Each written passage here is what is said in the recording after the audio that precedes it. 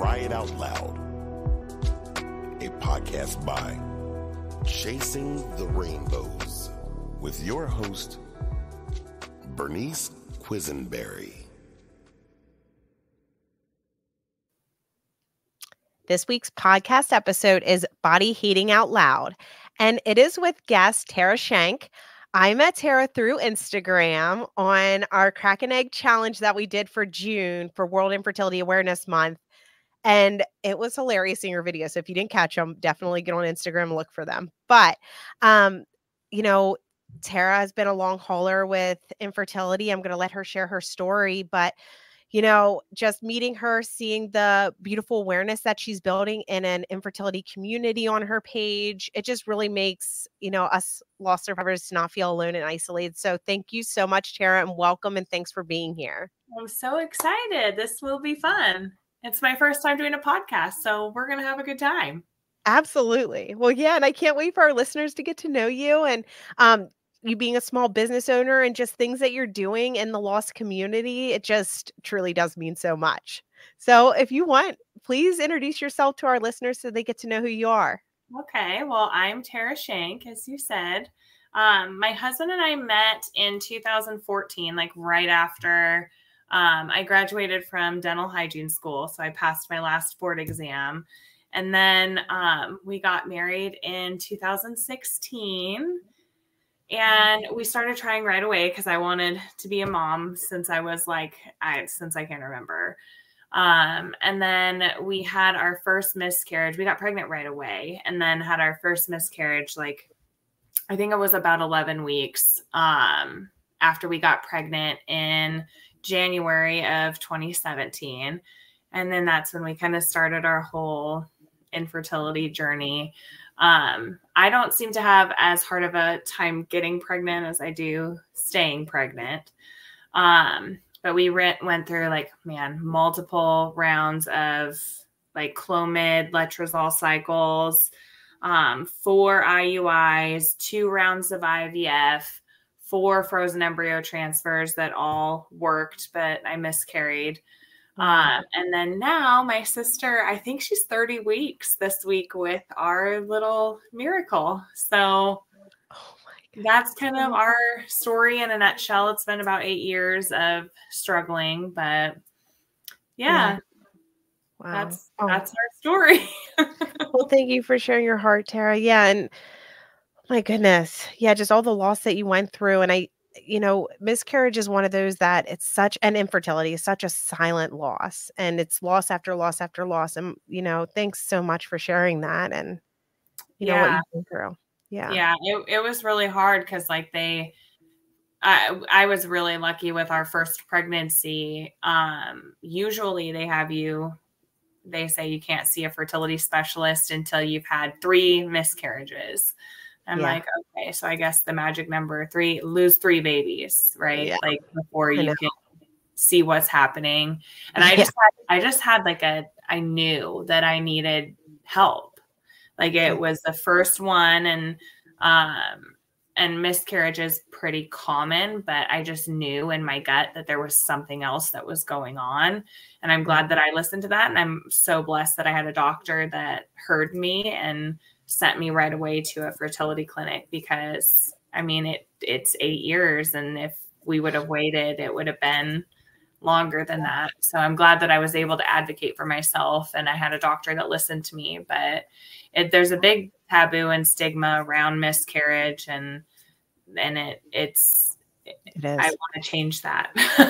No, and I couldn't agree more. And it's heartbreaking, the insensitivities that people say just all around it, and kind of what people have started to almost believe and adapt in society, which is completely false, because, it's our babies. And at any stage in age, losing them is terrifying, horrific, and traumatizing. Yeah. It's awful. That's right. It is. Completely awful. And it's oh my goodness, just all the events around a miscarriage, and they don't prepare you for what happens. They don't talk about your options. Nope. I didn't know that you could go home and have your baby naturally instead of having a surgical DNC. Right. And so it's awful that I became aware of that because I've had so many, but right.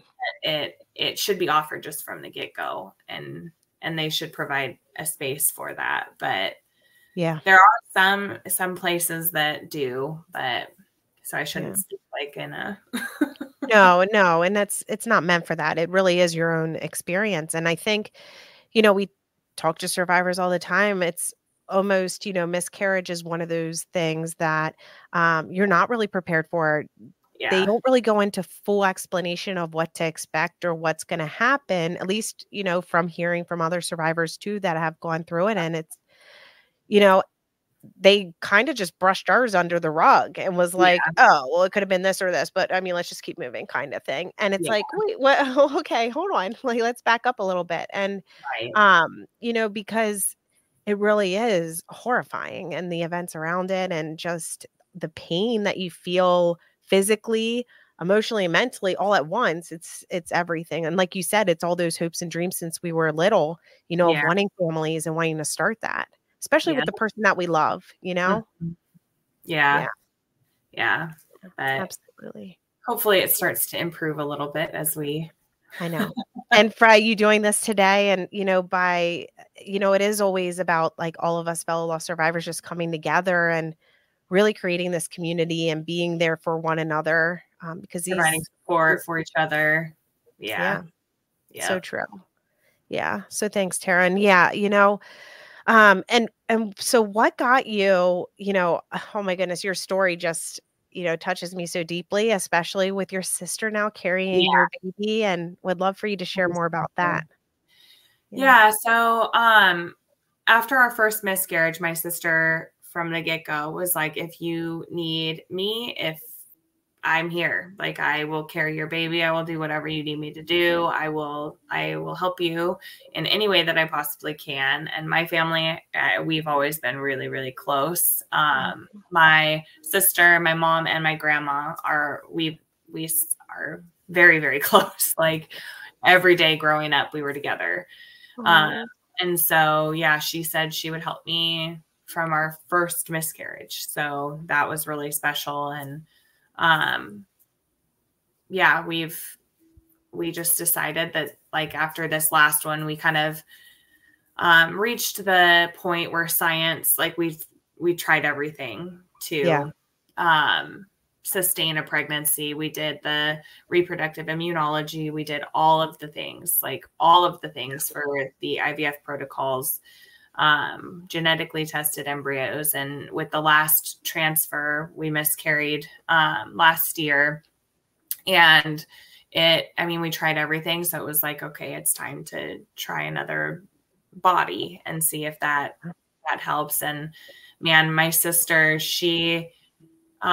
we went back and forth about doing like a natural transfer versus a medicated transfer. And her body seemed to do what it was supposed to. And we decided to do a natural transfer. So she only had to do one trigger shot and then the progesterone support through like, I think it was week 10 or 12. It worked the first time. Like it worked the first time. So it was just like, and everything fell in place. Like her work was giving her a hard time with getting time off to go to appointments in Seattle, which was about an hour away.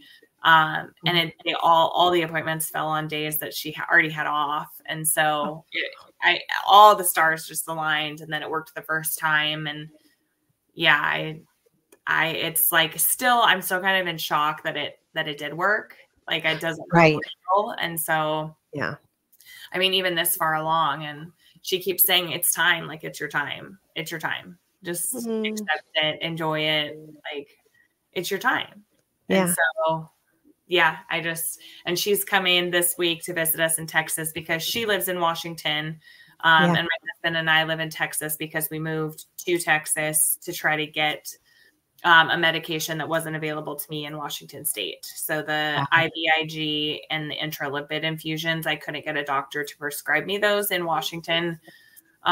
So we found a doctor in Texas that would do that. So, and I don't take no for an answer. I don't like to tell no.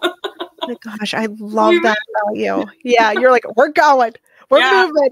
Like yeah, it was that determination though, Tara. Oh, yeah. And I think when I am told no, it like gives me even more, like, even if I didn't like really want to do something and I was still told no, and then I would really want to do something, you know? right. Of course. Well, and that's Yeah. the thing, you know, when you're in these, you know, this journey, it's like, you're going to try all the things like Yes.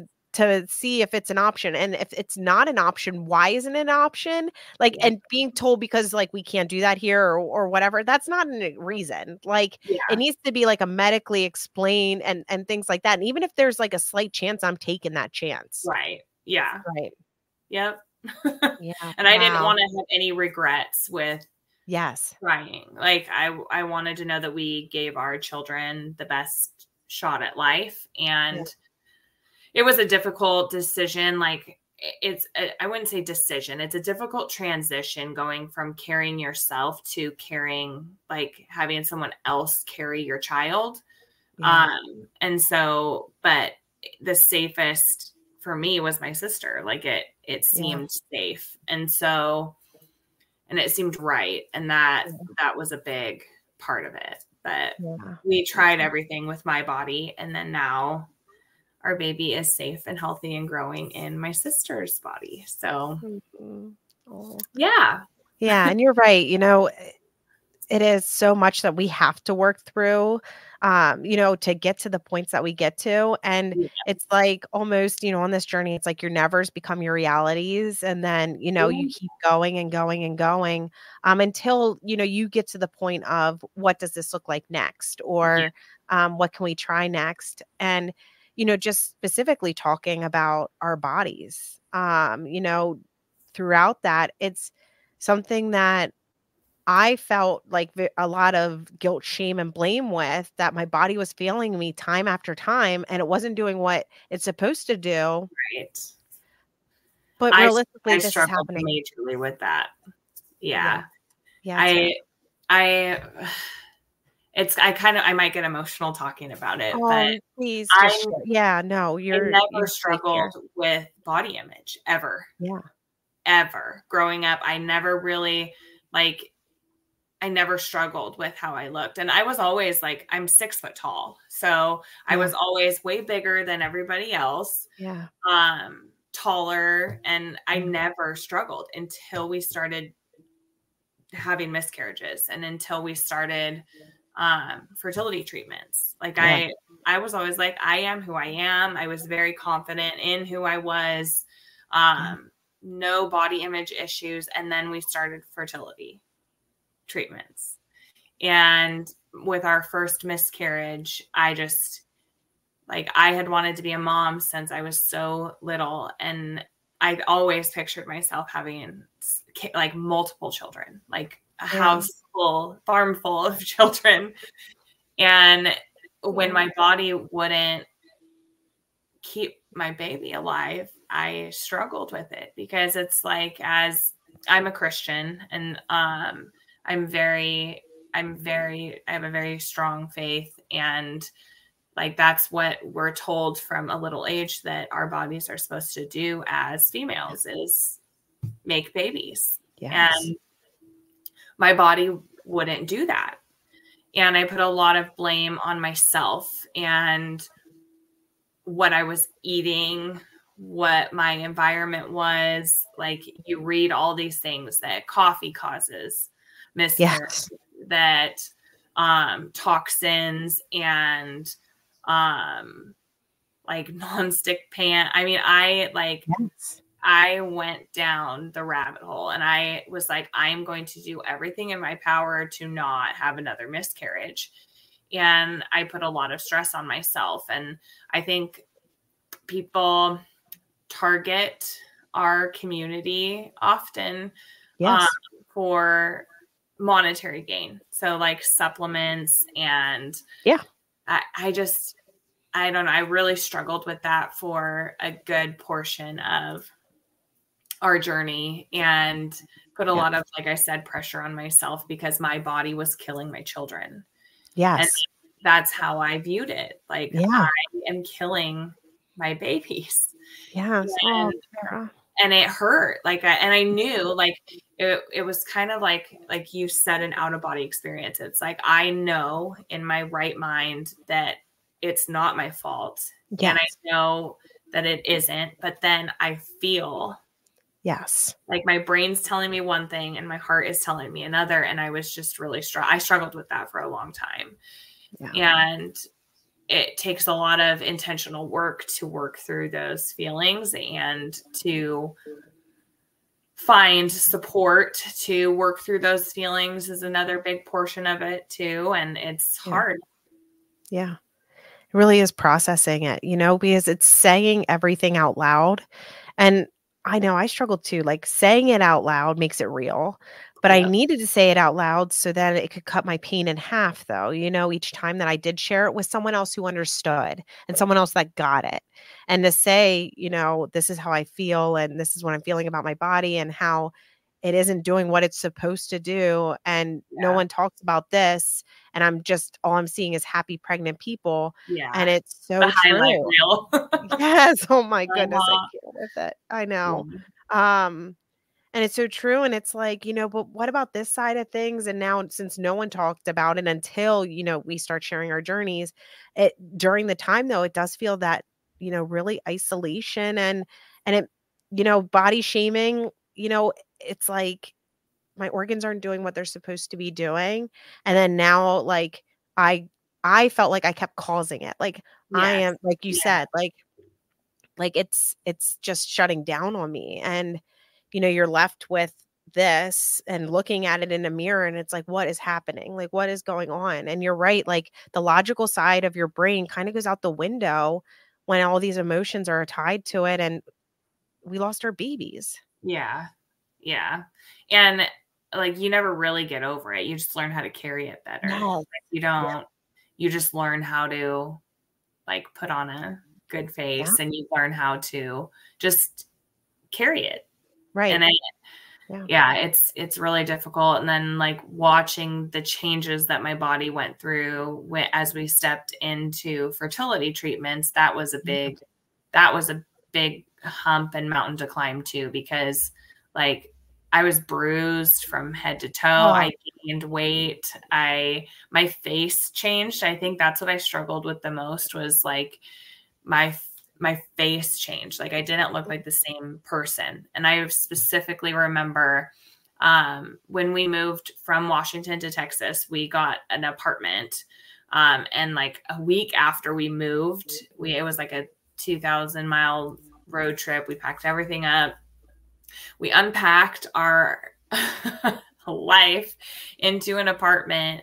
And I remember starting fertility treatments like a week after we moved. And it was just like, I walked into our apartment and I was just covered in bruises. And I'm like, I just looked I didn't recognize myself. Yeah. And of course, like, I would do anything. I don't care what my body looks like, as long as like it's a safe space for my babies to grow. But that was a big moment too, it was like, who is that? Yes. Yeah. I know, like, you said too, and it's seeing yourself, like, looking down and just like, who are you? And I think it's from the strain and drain of everything. And then sometimes it just like smacks you in the face. And it's like that I'm on this journey, that I'm going through all of these things. And it just like all of a sudden, it's all those overwhelming feelings all over again. Yeah. Just. And I like felt it's kind of hard to put into words, like that. I would always focus on the next step. Like, I would always like distract myself, like my mind with like, okay, we need to do this, and then this. And then like we would finally get there and it's like, oh, okay, now I need to like learn how to feel what I just went through. Like, there's no time for like processing all of it when you're trying to accomplish like all of the steps, get the medications, all the appointments. Like, you're so distracted by the to-do list that you don't have time to feel it. And then just out of the blue, it hits you like, how have like 3 years gone by and I don't even know where I am. Like, I don't know. Right. It's kind of a weird, and that played a role in, it's like, whoa. I know. And it's all about timing and cycles, with infertility. And it's like you just keep like almost like a robot. And then Yeah. all of a sudden the human aspect comes into it. Yeah. And because, yes. And then it's like, boom, like, oh my gosh, I am human. I have feelings. Like, and like, I just went through all of this horrible, horrific, haven't processed any of it. Yes. And like, let me just get caught up a little bit here. But it's true. Like, I think we just keep trucking because it's like, that gives us hope, that gets us to hang on. But then, all of a sudden, boom. And it's like, it would take me down for days, weeks. It was like crippling. Right. Yeah. But then you don't have time. You don't. You got to go on to the next cycle. Like, focus on that. Like, it's almost like, telling yourself, like, suck it up, buttercup, and keep going. But in all reality, it's not normal. It's not all these losses, like, cycle after cycle. Yeah. Yeah. So true. I thought what was so beautiful, when you and I did pre-show and everything was about, with your sister carrying your baby and everything.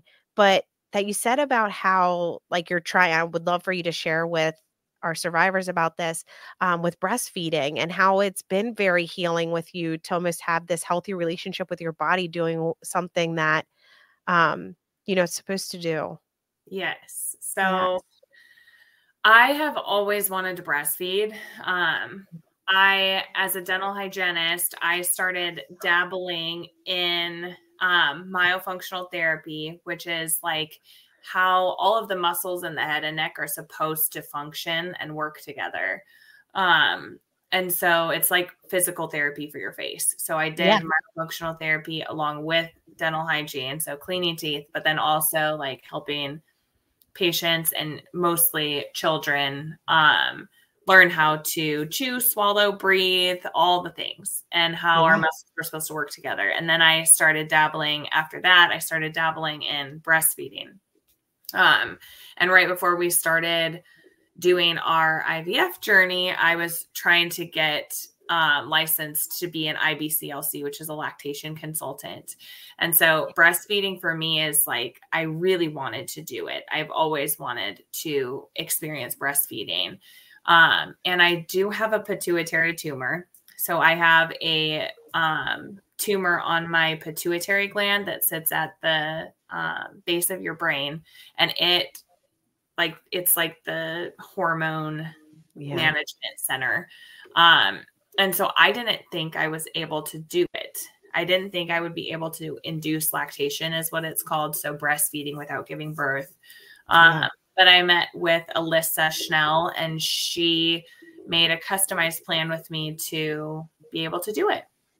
And after multiple appointments with multiple endocrinologists and all the things, we thought like everybody said that it was safe for me to try to induce lactation. And so, we started that journey in May after my endo surgery. So I just had a laparoscopy surgery. And then after that, after I was healed pretty much from that, we started the journey to induce lactation. And I thought it was just going to help me with like being able to bond with the baby and to reach a goal, like hopefully that I could breastfeed. But I was also struggling before we got started with like the worry that is this going to be one more thing that my body isn't going to be able to do for my children? So I was really struggling with that thought. But then that thought wasn't as heavy as the thought of me not trying, I guess is the best way to put it. Like when you weigh it on a scale, like the chance that my body wouldn't do it and the disappointment that would come with that versus me not even trying. Me not even trying was more worrisome for me. But we started doing that, and I took supplements for 3 weeks. So there's different ways that you can induce lactation. There's different protocols for it. And I didn't want to take any more hormones. I was kind of over that phase in my life. So I bet. Yeah. Yeah. Yes. So I decided to do the herbal route, which is just taking some herbal supplements 3 times a day. And then you do breast massages for 7 minutes in the morning and 7 minutes at night. And that's phase 1. And then phase 2 is when you start actually pumping, and you pump every 3 hours. And I started getting milk. And the first time that you just get like a tiny, tiny bit, and you see your little tiny drop that you get. And it's been so healing for me, because after 8 years of your body not cooperating, your body not doing what it's supposed to do, living with endometriosis and pain, chronic pain, like your body's just always failing. Like it was always something.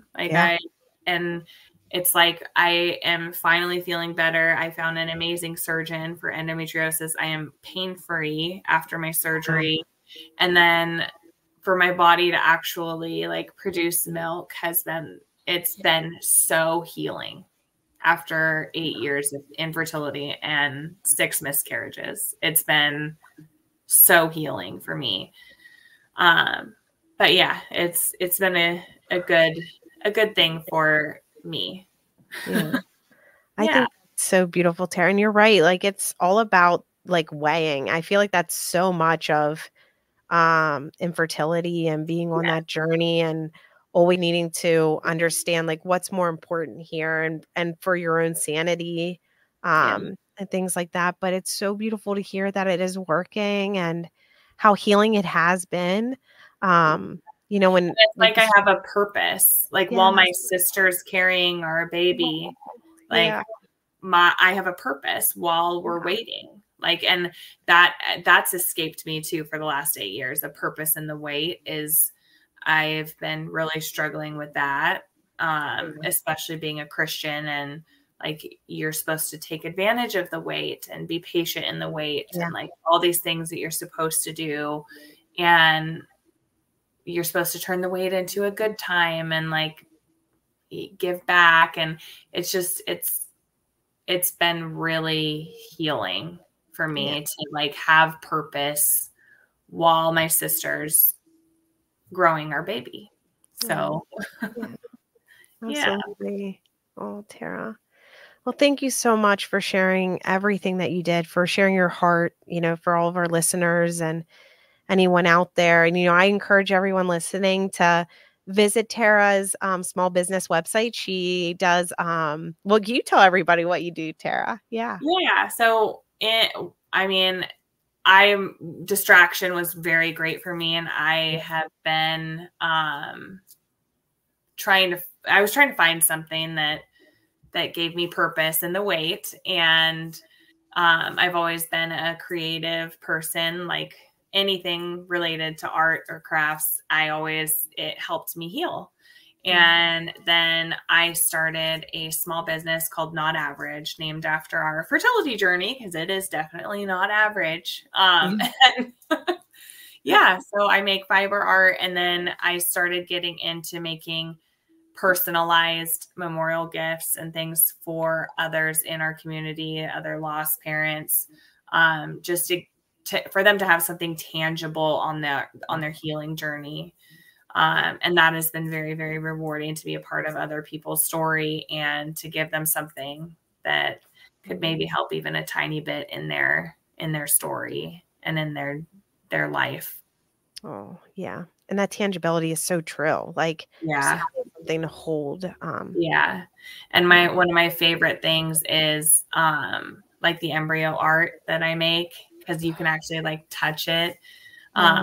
And I do ultrasounds, like you can engrave ultrasounds on leather, glass, wood, and you can actually like feel the heartbeat. And that was really healing for me, to be able to actually like touch something and feel something that was so special, you know? Right. I know, like everything we have left of our babies. Yep. And we need to cling to that stuff, you know? So true. Yeah. So true. And feel connection, like, Yeah. you know, to our babies. Right. No, Yeah. Tara. Oh, thank you.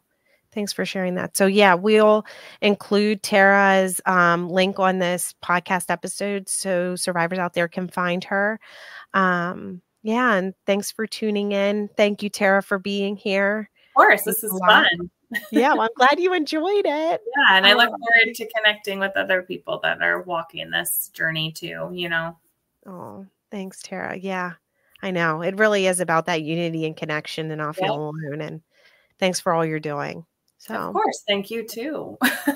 Thanks. Creating that All safe space, you know? I know. All of us together. Yeah. So, yeah. All right, listeners. Well, you know, make sure that you subscribe so then we can reach as many baby loss survivors as possible. We are always with you in fertility, pregnancy loss, and baby loss survivors. Until next time. Thanks again, Tara. Thank you.